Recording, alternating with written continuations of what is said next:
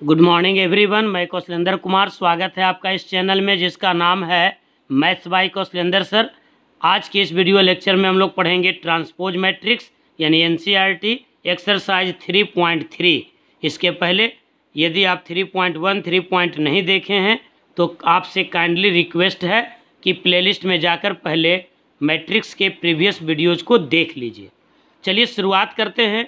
Transpose of matrix, कोई matrix अगर ए है तो इसके ट्रांसपोज को लिखा जाता है ए डैश से या ए का पावर टी से, पर पढ़ते नहीं हैं ए का पावर टी, पढ़ते हैं ए का ट्रांसपोज।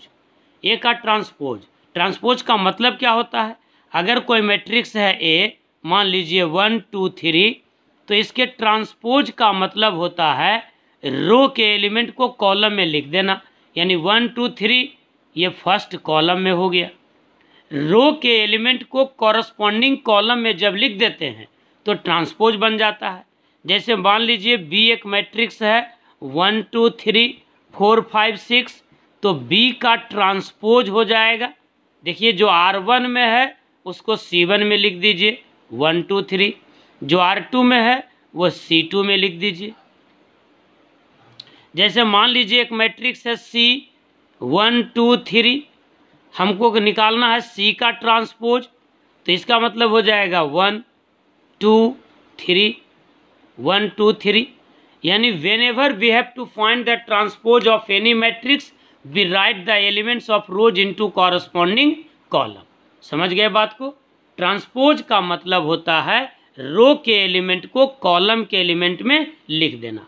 जैसे मान लीजिए कि एक मैट्रिक्स है 1 2 3 4 5 6 और आपसे कहा जा रहा है कि ए का ट्रांसपोज निकालिए, तो जो R1 में है आप उसको C1 में लिख दीजिए, जो R2 में है उसको C2 में, जो R3 में है उसको C3 में।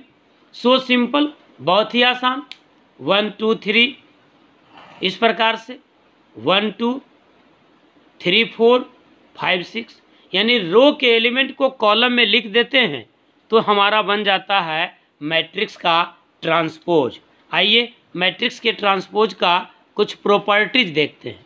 Properties of transpose of matrix, यानी ट्रांसपोज के प्रॉपर्टीज को देखते हैं।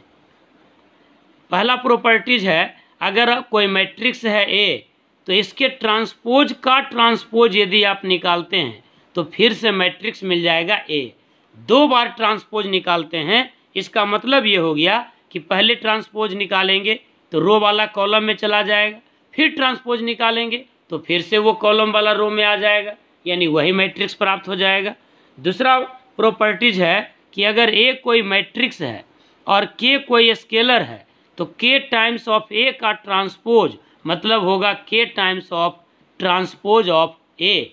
यानी मैट्रिक्स में स्केलर से मल्टीप्लाई करने के बाद ट्रांसपोज निकालिए या ट्रांसपोज निकाल करके के से मल्टीप्लाई कीजिए, कोई फर्क नहीं पड़ेगा।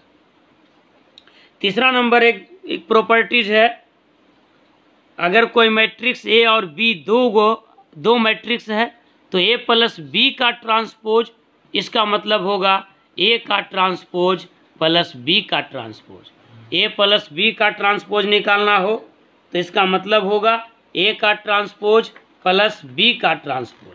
तो ध्यान दीजिए, ए का ट्रांसपोज प्लस बी का ट्रांसपोज। चौथा प्रॉपर्टीज है, अगर ए इंटू बी का ट्रांसपोज निकालना हो तो इसका मतलब हो जाएगा बी का ट्रांसपोज गुना ए का ट्रांसपोज। ये बहुत इंपॉर्टेंट कैरेक्टर है, इससे बहुत सवाल बनेगा, जरा ध्यान दीजिएगा। मल्टीप्लिकेशन में कॉम्यूटेटिव नहीं हो पाएगा। ए इंटू बी का ट्रांसपोज मतलब ए का ट्रांसपोज गुना बी का ट्रांसपोज नहीं होगा, ये होगा बी का ट्रांसपोज इंटू ए का ट्रांसपोज। समझ में आ गया बात? चलिए एक्सरसाइज 3.3 हम लोग देखते हैं एनसीईआरटी का। इसके बाद ट्रांसपोज मैट्रिक्स से आगे बढ़ेंगे सिमेट्रिक और अस्क्यू सिमेट्रिक मैट्रिक्स में। अभी हम लोग ट्रांसपोज मैट्रिक्स और उसके प्रॉपर्टीज पर आधारित सवाल बनाएंगे, यानी एनसीईआरटी एक्सरसाइज 3.3। पहला सवाल है, एक मैट्रिक्स दिया हुआ है 5 1/2 और -1, कहता है इसका ट्रांसपोज निकालिए, तो क्या हो जाएगा? देखिए जो R1 में जो C1 में है वो R1 में चला जाएगा, यानी 5 1/2 -1। So simple. दूसरा सवाल है इसी में, एक का पहला एक का दूसरा, एक मैट्रिक्स दिया हुआ है 1 -1 2 और 3, कहता है इसका ट्रांसपोज निकालिए। तो क्या लिख देंगे, 1 और -1 जो R1 में था वो C1 में, 2 और 3 जो R2 में था वो C3। इस प्रकार से सवाल बन जाएगा, कोई भी ऑर्डर का रहे। तो सवाल नंबर 1 देख लिया। चलिए अगला चलते हैं, सवाल नंबर 2 देखते हैं। 2 में देखिए, क्वेश्चन नंबर 2, एक मैट्रिक्स दिया हुआ है A, ये है -1 2 3, फिर है 5 7 9 और है -2 1 1, और एक मैट्रिक्स है B में दिया हुआ है -4 1 -5, फिर है 1 2 0 और है 1 3 1। सवाल कहता है कि वेरीफाई दैट, इस प्रकार का सवाल CBSE में ज़्यादा पूछा जाता है। वेरीफाई दैट A + B का transpose is equals to A का ट्रांसपोज प्लस B का ट्रांसपोज। एक तरह से जो प्रॉपर्टीज पढ़े उसका प्रूफ भी है ये, यानी A + B का ट्रांसपोज इज इक्वल्स टू होगा A का ट्रांसपोज प्लस B का ट्रांसपोज। चलिए लेफ्ट हैंड साइड से चलते हैं। लेफ्ट हैंड साइड है हमारा A + B का ट्रांसपोज, यानी A + B निकाल लेते हैं। तो A + B का मतलब हुआ सेम ऑर्डर का सम। सेम ऑर्डर का सम मतलब जोड़ देते हैं। कैसे जोड़ेंगे, कैसे ऐड करेंगे, तो कॉरस्पॉन्डिंग एलिमेंट को ऐड करते हैं। तो -1 और -4 -5, 2 और 1 3, 3 और -5 यानी -2, 5 और 1 6, 7 और 2 9, 9 और 0 9, -2 और 1 -1, 1 और 3 4, 1 और 1 2। ये हो गया आपका A + B। अब हमको निकालना है A + B का ट्रांसपोज। तो A + B का ट्रांसपोज इज इक्वल्स टू क्या हो जाएगा, A + B का ट्रांसपोज क्या हो जाएगा, बोलिए जल्दी से। ट्रांसपोज मतलब जो R1 में है वो C1 में। R1 में क्या देखिए -5 3 -2, तो ये हो जाएगा आपका C1 में। R2 में है 6 9 9, तो ये हो जाएगा C2 में। R3 में है -1 4 2, तो ये हो गया C3 में। ये आपको मिल गया A + B का ट्रांसपोज। ये हो गया आपका लेफ्ट हैंड साइड। अब हम देखते हैं राइट हैंड साइड। तो राइट हैंड साइड क्या है, A का ट्रांसपोज प्लस B का ट्रांसपोज। तो A का ट्रांसपोज निकाल लेते हैं। A का ट्रांसपोज देखिए, A क्या था भाई, A यहाँ है -1 2 3 दिख रहा है, -1 2 3 ये R1 में है। तो आप ट्रांसपोज जब निकालेंगे तो ये C1 में चल जाएगा। ये देखिए -1 2 3, बस समझना है बात को, और क्या। 5 7 9 ये R2 में है, तो ये C2 में चला जाएगा 5 7 9। अब देखिए यहाँ है -2 1 1, -2 1 1 ये R3 में है, तो ये चल जाएगा C3 में -2 1 1। इसी प्रकार से B का ट्रांसपोज निकालते हैं। ये देखिए B का ट्रांसपोज, तो जो B मैट्रिक्स है उस पर ध्यान दे दीजिए। B मैट्रिक्स में R1 में क्या है देखिए -4 1 और -5, तो -4 1 और -5। फिर देखिए 1 2 0 1 2 0, ये देखिए 1 3 1, तो 1 3 1 जो रो में था वो कॉलम में आ गया। अब इसको जोड़ देते हैं, देखिए जोड़ते हैं तो -1 और -4 ये हो जाएगा -5, 5 और 1 6, -2 और +1 -1। फिर देखिए यहाँ 2 और 1 3, 7 और 2 9, 1 और 3 4, और देखिए माइनस ये कितना है 3 और ये कितना है -5, तो -2। ये देखिए 9 और ये 0 9। फिर देखिए 1 और 1 2, देखिए दोनों सेम चीज़ आया, ये मैट्रिक्स और ये मैट्रिक्स। तो left hand side is equals to हो गया right hand side. So simple. Transpose निकालना है, इसका मतलब हो गया कि रो वाले एलिमेंट को कॉरस्पॉन्डिंग कॉलम में बदल दीजिए, बस इतनी बात है। रो को कॉलम में बदल दीजिए। और प्रॉपर्टीज याद रखिएगा। प्रॉपर्टीज में एक इम्पॉर्टेंट प्रॉपर्टीज हुआ कि A × B का ट्रांसपोज बराबर होगा B का ट्रांसपोज × A का ट्रांसपोज।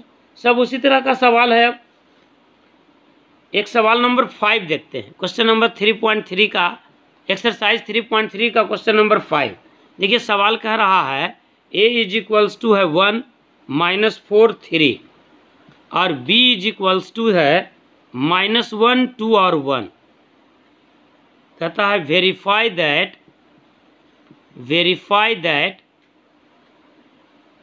a इंटू बी का ट्रांसपोज बराबर होगा b का ट्रांसपोज इंटू a का ट्रांसपोज। जरा ध्यान दीजिए, बढ़िया सवाल, कंसेप्चुअल सीखना चाहिए। तो हम पहले निकाल लेते हैं a इंटू बी का ट्रांसपोज। लेफ्ट हैंड साइड से चलते हैं, तो लेफ्ट हैंड साइड हो गया आपका a इंटू बी का ट्रांसपोज।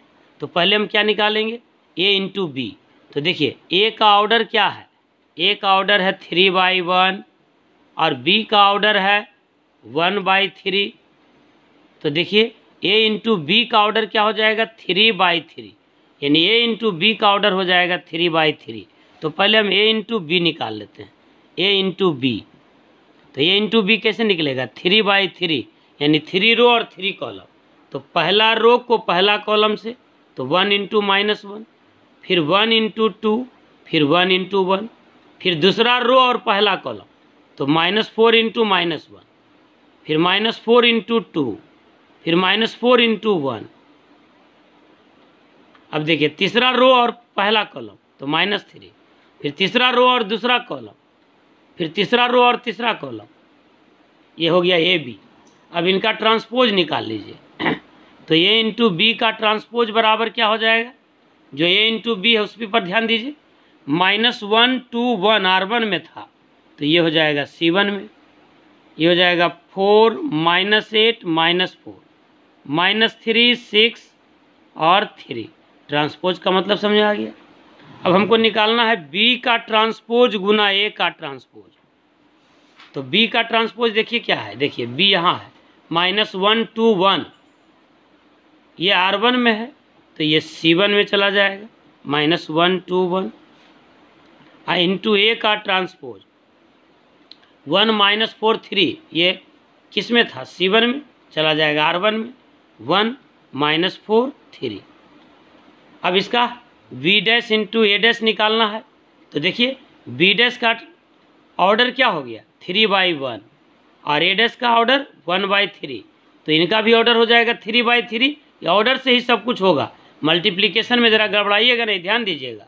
तो कैसे करेंगे, -1 इंटू 1, फिर -1 इंटू -4, फिर -1 इंटू 3, फिर 2 into 1, 2 into -4, 2 into 3, 1 into 1, 1 into -4, 1 into 3। देखिए तो ए बी का जो ट्रांसपोज है वही वैल्यू मिल गया, ये बी का ट्रांसपोज इंटू ए का ट्रांसपोज, दोनों सेम चीज़ हो गया। बी का ट्रांसपोज इंटू ए का ट्रांसपोज, देखिए -1 4 -3, फिर 2 -8 6, 1 -4 3। एक तरह से ये एक प्रॉपर्टीज था, इसको प्रॉब्लम के रूप में एनसीईआरटी दे दिया कि आप ये याद रखिए ए इंटू बी का ट्रांसपोज बराबर होगा बी का ट्रांसपोज इंटू ए का ट्रांसपोज। उम्मीद करते हैं कि आप सवाल सीख गए होंगे, बी का ट्रांसपोज इंटू ए का ट्रांसपोज। अगला सवाल देखिए, एक और सवाल नंबर 6 है, क्वेश्चन नंबर 6 नंबर क्वेश्चन है, ए इज इक्वल्स टू दिया हुआ है एक matrix cos alpha sine alpha minus sine alpha और कॉस अल्फा। कहता है वेरीफाई दैट, ये बिहार बोर्ड में कई बार पूछा जा चुका है, ए इंटू ए का ट्रांसपोज इज इक्वल्स टू होगा यूनिट मैट्रिक्स।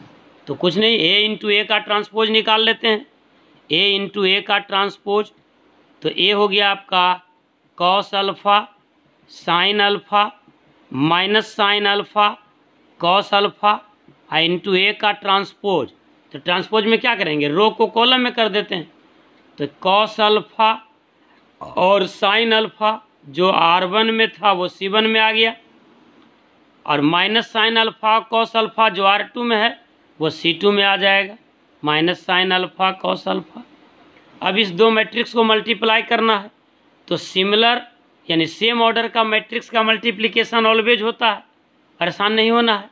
तो कैसे करेंगे, R1 को C1 से, तो कॉस अल्फा गुना cos alpha, cos square alpha, एक से ज़्यादा रहे तो मल्टीप्लिकेशन सम के रूप में होगा, sine alpha into sine alpha sine square alpha.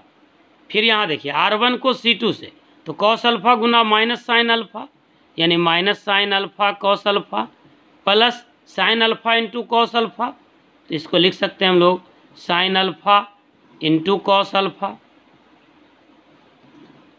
अब देखिए सेकेंड रो और फर्स्ट कॉलम, तो minus sine alpha cos alpha जोड़ cos alpha sine alpha, minus sine alpha cos alpha plus cos alpha sine alpha. फिर देखिए minus sine alpha into minus sine alpha, तो minus minus plus हो गया sine square alpha, आई cos alpha into cos alpha plus cos square alpha. अब देखिए cos square alpha जोड़ sine square alpha 1 हो गया, और ये कट गया तो 0, ये कट गया तो 0, और ये फिर से हो गया 1। इसी को हम लोग क्या कहते हैं, यूनिट मैट्रिक्स। यही तो साबित करना था, यही आपका राइट हैंड साइड हो गया, ए इंटू ए का ट्रांसपोज हो गया यूनिट मैट्रिक्स। उम्मीद करते हैं कि आपको ये वीडियो बहुत अच्छा लगा होगा। प्लीज़ वीडियो को लाइक ज़रूर कीजिए, व्यू बहुत होता है लेकिन लाइक नहीं करते हैं आप लोग। वीडियो को लाइक कीजिए, लाइक करने से थोड़ा हौसला बनता है, और अगर कहीं कोई कमी आती है तो उसको कमेंट में लिखिए। चैनल को सब्सक्राइब ज़रूर कीजिए, दोस्तों के साथ इसको शेयर कीजिए। Thank you, all the best.